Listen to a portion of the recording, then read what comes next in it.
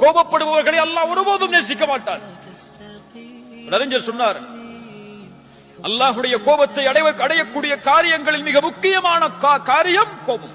கோபம் அடைவதற்கு அல்லாஹ் அந்த உரிமையை கொடுக்கவே இல்லை யாருக்கும். நாம் யார் நமக்கு சமமான படைப்புகள் மீது கோபப்படுவதற்கு? நீ இந்த படைப்பை படைத்தவனா? இந்த படைப்பிற்கு உரிமையாளனா? என்றால் கோபத்தை விழுங்கிக் கொள்வார்கள். யாராவது கோபப்படுத்தினா, யாராவது ஒரு விமர்சனம் செஞ்சா போ அல்லாஹ் உன்னை மன்னிக்கட்டும் போயிரு சொல்லி கோபத்தை காட்டிட மாட்டாங்க. கோபத்தை விழுங்குவார்கள் என்றால் யாராவது கோபப்படுத்தினால் இவன் சிரிப்பான், அடக்கிக் கொள்வான் உள்ளேயே.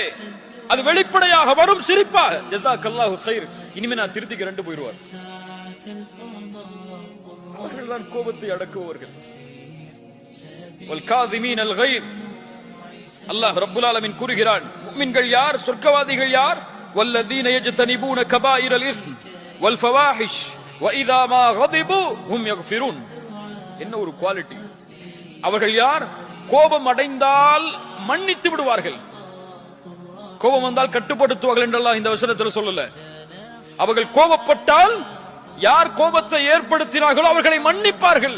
வல்காதிமீனல் கைர், கோபப்படும் பொழுது என்ன சொல்லணும்? கோபப்படாதே, வலக்கல் ஜன்னah, உனக்கு சொர்க்கம் உண்டு. அது முக்கியமா? இந்த கோபத்தை அவருக்கு வெளிப்படுத்துறது முக்கியமா? நீ பலசாலி நீங்க நிரூபிக்கிறதுக்கு முக்கியமா? உனக்கு சொர்க்கம் முக்கியமா? முத்தகீன்கள் கோபத்தை விழுங்கிக் கொள்வார்கள். கடைசி தன்மை, மூன்றாவது தன்மை,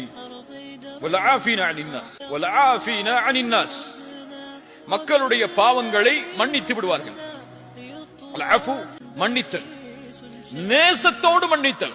அஃபு என்றால் அல்லாஹும்ம இன்னக அஃபூன்,